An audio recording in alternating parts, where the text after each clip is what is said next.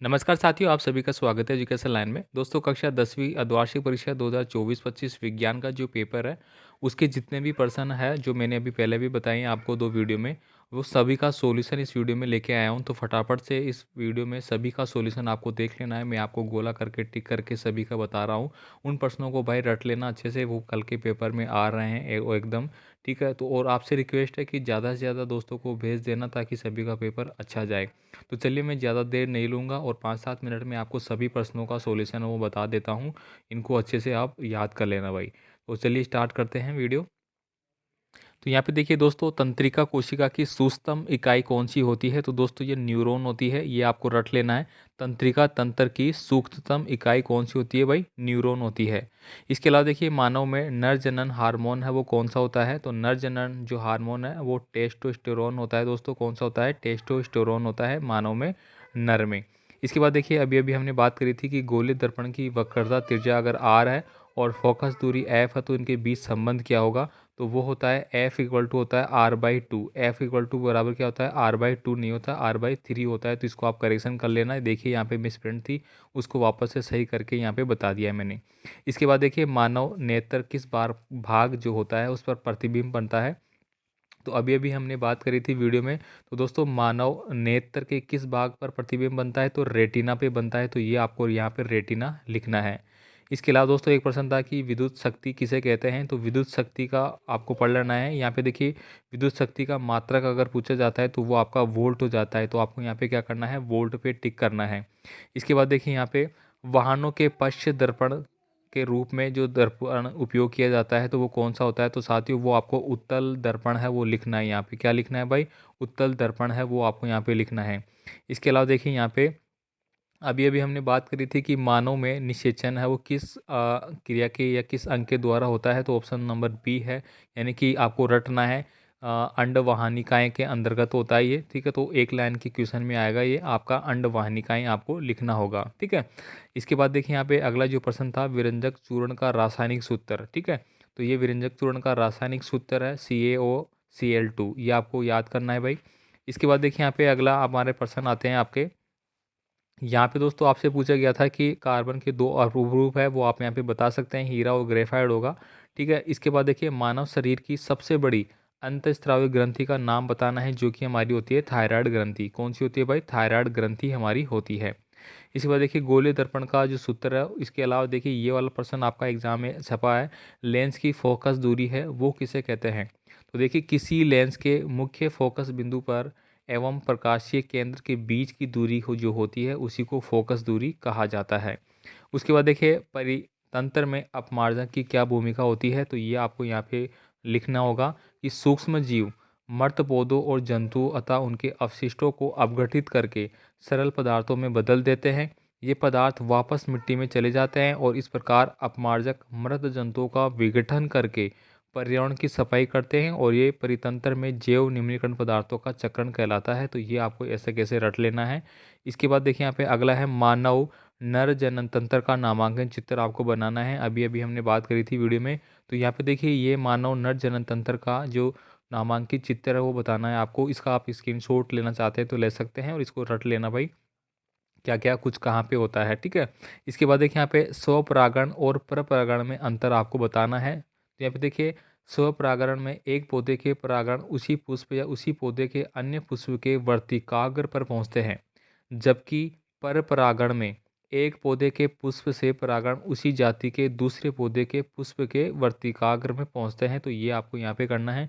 इसके बाद देखिए, यहाँ पे अगला जो प्रश्न था आपको, हाइड्रोजनीकरण क्या है और इसका औद्योगिक अनुप्रयोग आपको बताना है। तो ये आपको यहाँ पे मिल जाता है, ठीक है। इसके बाद देखिए, यहाँ पे खाद्य श्रृंखला किसे कहते हैं? खाद्य श्रृंखला के बारे में आपको लिखना था।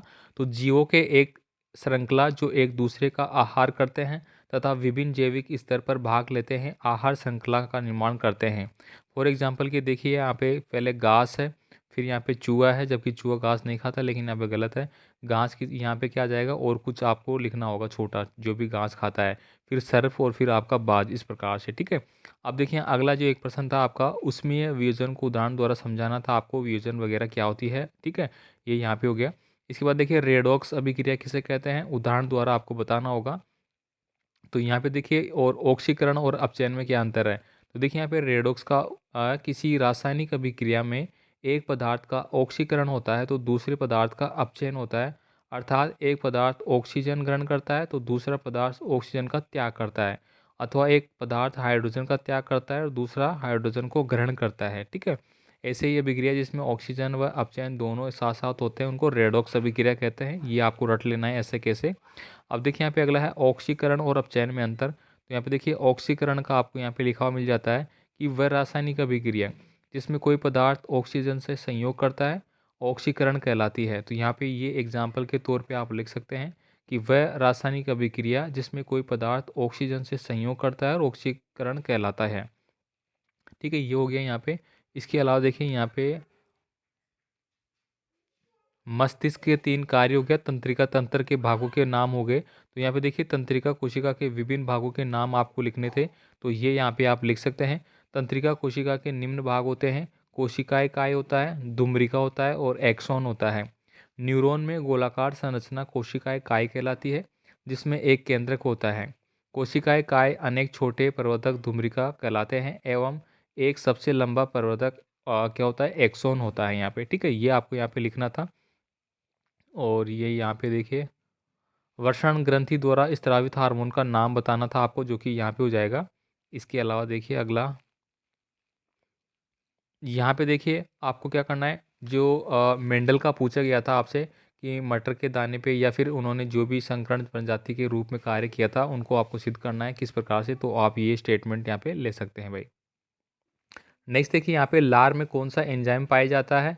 आमाशय स्रावित अम्ल के 2 कार्य लिखने हैं और शुद्रांश में पाचन की क्रिया को समझाना है। तो यहाँ पे देखिए लार में कौन सा एंजाइम पाया जाता है, तो लार में लारिय एमाइलेज टाइलिन पाया जाता है। इसके बाद देखिए यहाँ पे आमाशय स्रावित अम्ल के 2 कार्य है, तो अम्ल के कार्य यहाँ पे है। पहला कार्य है कि ये भोजन के माध्यम से अम्लीय बना लेता है, यह हानिकारक सूक्ष्म जीवों को नष्ट कर भोजन को रोगाणुरहित बनाता है। ठीक है, इसके बाद देखिए तृतीय जो था शुद्रांत्र में पाचन की क्रिया को समझाना है। तो यहाँ पे देखिए पाचन भोजन का पाचन मुख्यतः शुद्रांत्र के ग्रहणी भाग में होता है। ये कार्बोहाइड्रेट वसा तथा प्रोटीन के पूर्ण पाचन का स्थल है। इस कार्य के लिए यकृत अग्नाशय से पाचक रस प्राप्त करती है। यकृत से पित्तरस एवं अग्नाशय से अग्नाशय रस प्राप्त होता है।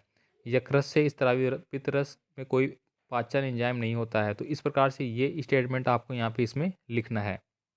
इसके अलावा देखिए ये प्रश्न आपसे पूछा गया है कि जब वस्तु अवतल दर्पण के वक्रता के अंदर सी तथा फोकस दूरी एफ के मध्य स्थित हो तो बनने वाला प्रतिबिंब का चित्र आपको बनाना होगा, जो कि आपका इस प्रकार से बनेगा।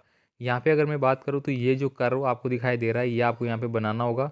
अब यहाँ पे एक पॉइंट डिसाइड कर लिया, बाकी देख लिया आप यहाँ पे इसका स्क्रीनशॉट लेके लिख सकते हैं कहाँ कहाँ पे जो प्रतिबिंब बन रहा है उसको आप किस प्रकार से बताएंगे। प्रकाश के परावर्तन के नियम आपसे पूछे गए हैं। तो यहाँ पे देखिए आपतित किरण, परावर्तित किरण एवं अभिलंबन तीनों एक ही तल में होते हैं, ये नियम है इसके। और आपतन कोण परावर्तन कोण हमेशा बराबर होते हैं। ये प्रश्न बार बार रिपीट है, जो कि आपका ऑब्जेक्टिव टाइप में बहुत बार पूछा गया है। यहाँ पे देखिए ये प्रश्न आपसे पूछा गया था कि जो मरकरी है उसका अयस्क क्या होता है, अभी अभी हमने बात करी थी। तो यहाँ पे सिनेबार जो होता है वो मरकरी का अयस्क होता है। तो इसको उल्टा भी पूछा जा सकता है। देखिए सिनेबार किसका अयस्क है, तो ये मरकरी का अयस्क है। ठीक है, तो इसको घुमा के पूछा जा सकता है भाई, इसको याद रखना।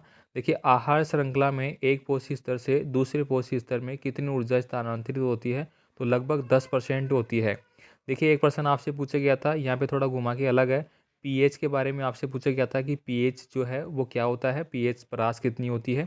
यहाँ पे पूछा गया है कि रक्त का पीएच मान कितना होता है, तो ये होता है 7.4 होता है भाई। ठीक है, तो ये प्रश्न दोस्तों आपको याद करने हैं। इसके अलावा और भी प्रश्न कुछ रह गए हैं जो कि मैं नेक्स्ट वीडियो में उनका सोल्यूशन के साथ लेके आऊँगा। तो आपसे रिक्वेस्ट है अगला वीडियो ज़रूर देख लेना, बाकी वीडियो दोस्तों के साथ ज़रूर शेयर करना। मिलते हैं अगले वीडियो में, धन्यवाद।